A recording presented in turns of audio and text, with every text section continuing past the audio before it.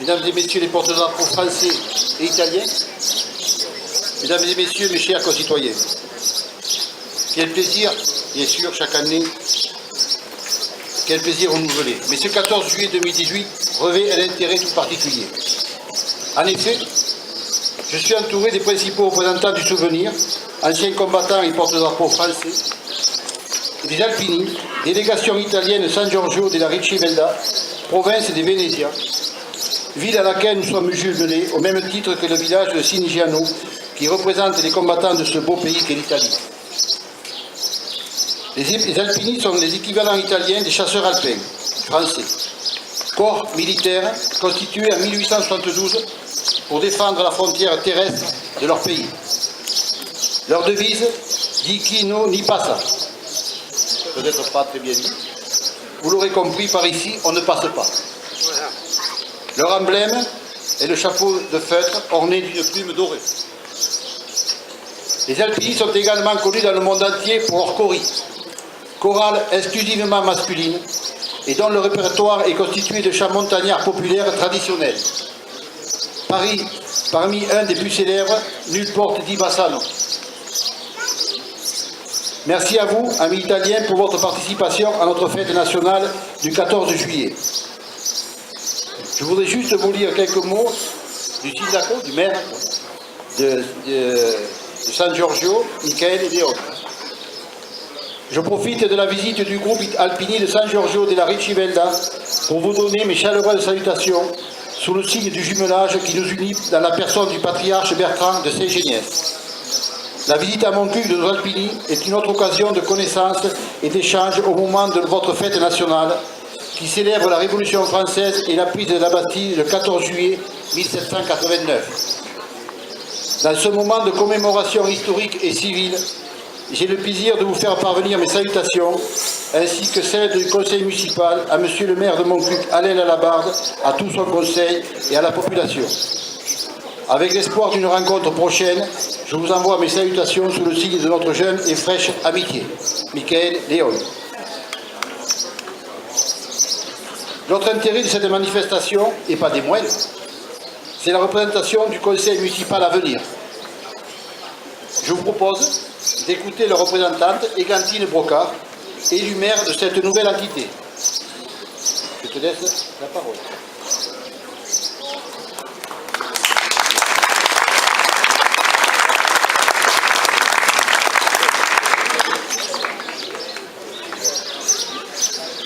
De 129 ans, notre République est une vieille dame qui a survécu durant toutes ces années. Sa vie n'a pourtant pas été de tout repos. Elle est née dans la douleur de la Révolution à partir de la prise de la Bastille, du sacrifice de nombreuses personnes qui ont cru que les hommes pouvaient être libres, tous égaux et fraternels. Qu'en reste-t-il aujourd'hui? Nous avons gravé sur le fronton de nos mairies cette devise que nous pensions immortelle: liberté, égalité, fraternité. Heureusement, nous sommes libres de nous exprimer, de caricaturer et de penser ce que nous voulons. Libres de circuler, libres de voter. Mais comment sommes-nous libres à l'heure où Internet connaît le moindre détail de notre vie privée? La liberté est bien fragile. Nous fermons nos portails, nous posons des caméras de surveillance, la méfiance gagne chacun de nous. Que faisons-nous de notre liberté? Pouvons-nous la garantir aux citoyens de demain quand nos anciens se sont battus pour nous l'offrir? Nous vivons dans un pays où nous avons tous la chance d'aller à l'école et d'avoir le droit d'apprendre, d'être soignés. Mais peut-on parler d'égalité quand les hommes et les femmes ne sont pas traités de la même manière? Lorsque nous regardons certains des nôtres dormir dehors, qu'ont-ils de moins que moi? Les humains ne sont-ils pas frères? Nous sommes tous aujourd'hui invités à vivre la fraternité. La fête nationale qui nous réunit ce jour est là pour nous le rappeler. Aussi, profitons de ce moment pour en faire un moment de partage et de joie. Que la commémoration de ce jour réveille en nous toutes nos belles valeurs pour que notre devise soit toujours vraie pour les enfants de demain.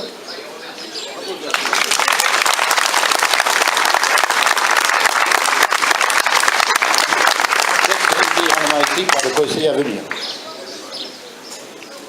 Aujourd'hui, 14 juillet 2018, Commémoration pour ne pas oublier, mais qui peut oublier 1789?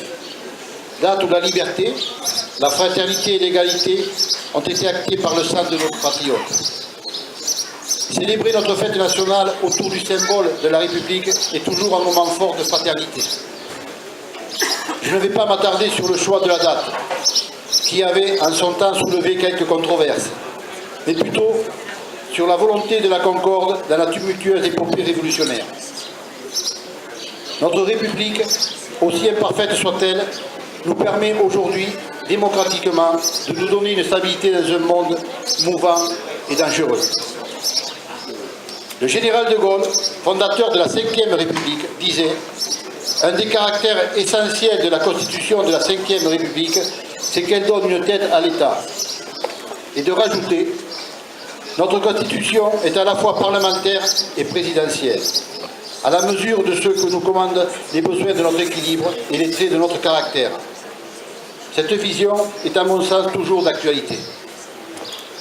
Nous avons tous, encore au plus profond de nous, un esprit révolutionnaire. Toute réforme amène un semblant de révolution. Je parle au présent. La France n'est pas une nation comme les autres. Son histoire, son projet est avant tout universaliste.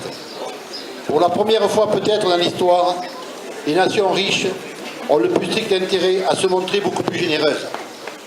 La crise des migrants, l'urgence écologique nous disent aujourd'hui le caractère prémonitoire de ce discours. Quoi qu'en disent les détracteurs de l'Europe, pour pouvoir aujourd'hui et demain contribuer à ce que notre monde soit globalement en paix et en mesure de résoudre les grands défis environnementaux qui nous menacent, nous devons poursuivre le chemin de l'Union européenne, aussi imparfaite soit-elle. Sachons préserver et approfondir ces fruits des générations qui ont malheureusement connu 2 guerres mondiales. La République est comme l'air, indispensable. Elle vaut que l'on se batte pour la préserver, pour l'enrichir, pour la conforter. Essayons au quotidien de ne pas la dégrader, à raison de comportements qui mettent en péril la concorde. La République, c'est l'exigence de l'égalité, de la laïcité, et donc des différences dans un cadre commun fait de valeurs, de lois et de règles d'éthique. L'histoire ne se découpe pas, elle nous unit tous. Nous avons tous, élus comme citoyens, un devoir de vigilance et de responsabilité pour défendre ce cadre commun et pour voir ce qui nous unit plus que ce qui nous divise. Je conclurai par une note joyeuse et légère d'Alphonse Allais. Ah, ces balles publiques! Oh, les tendres aveux murmurés entre gens qui ne se connaissaient pas le matin. Le 14 juillet, sois béni, car tu fais gagner joliment du temps aux amoureux. Merci.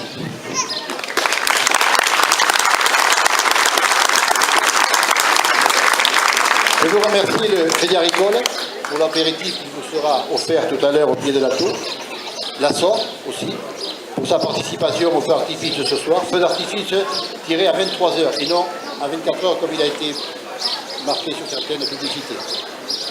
Je remercie l'amicale et sapeurs-pompiers bestiaux de Montcuq, ainsi que sa présidente Émilie Gary pour l'organisation de la soirée à venir. Je renouvelle mes amitiés aux représentants des Alpini, ainsi qu'aux différents responsables et représentants des comités de jumelage. Tout à l'heure, je vous propose de nous retrouver sur l'esplanade Dino Ferrer pour partager le verre de l'amitié.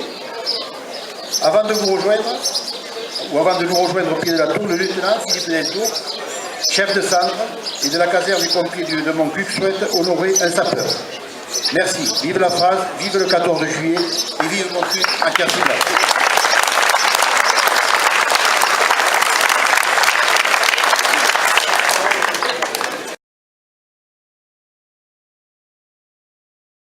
Cette subvention exceptionnelle porte bien son nom, elle est liée à un événement exceptionnel. Voilà, et très certainement, moi, sur ma mandature, il n'y aura plus d'événements comme celui-là.